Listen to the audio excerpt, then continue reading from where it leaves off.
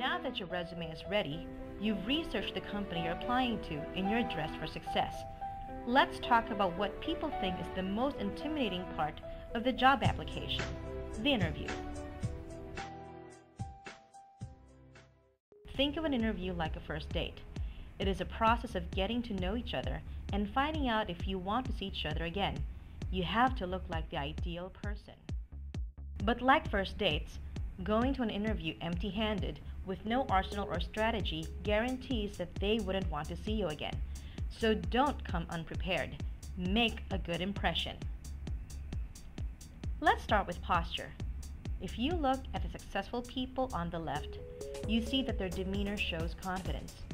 They're ready to conquer the world. On the right of the picture, these people look like the world just beat them. Which one are you? Which column do you think impresses interviewers? When it's time to sit down, remember that sitting smart is looking smart. Each of the seated persons in the right has a negative image of being arrogant, lazy, or someone who can't handle pressure. So try to sit properly. Even a child can do it. Handshakes are indicative of one's resolve. When it's time to shake hands, do not offer your hand with your palm facing the ground, unless you want your hand to be kissed. Offer it palms up in a confident manner. Follow the grip of the interviewer. It's not an arm wrestling contest, you know. Studies show that tycoons and accomplished people are able to articulate their message with minimal gestures, usually outward. Their subordinates and the underachievers, however, are the ones that need the pointless gestures to get their message across. So, keep movements to a minimum.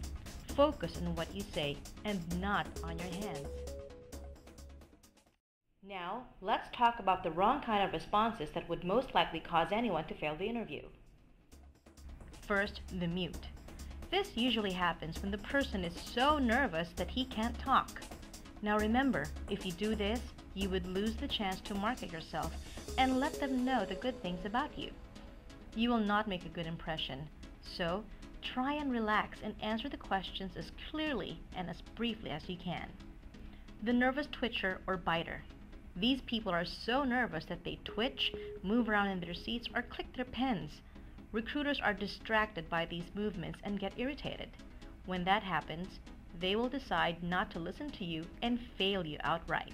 The next one is the apologizer, who feels that the first thing that he needs to do, or has the urge, is to apologize for just about everything. Oh, I'm sorry you can't hear me. I'm sorry that I was late. I'm sorry that I did this. Now if the recruiter asks, why don't you relax and sit back a bit? Oh no, I'm sorry. Did you think I was tense? This does not leave a good impression because it still comes from being nervous. When this happens, stuttering and stumbling won't be that far off. In your resume, you would like to say that you're highly flexible. However, there is such a thing as a begging interview. What you're really saying is that they should hire you out of pity, and recruiters don't do that. They hire someone because they're qualified, so try to keep your sad, personal stories to yourself. Also, there is no need to attempt to apply for every position.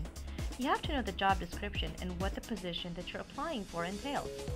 Among other things, the reason for your being there is to find out from the interviewer whether you qualify or not. Arrogance is something that recruiters don't like. There is a big difference between arrogance and confidence. Confidence is the belief in yourself, while arrogance is showing how much you believe in yourself to the point of offending the interviewer.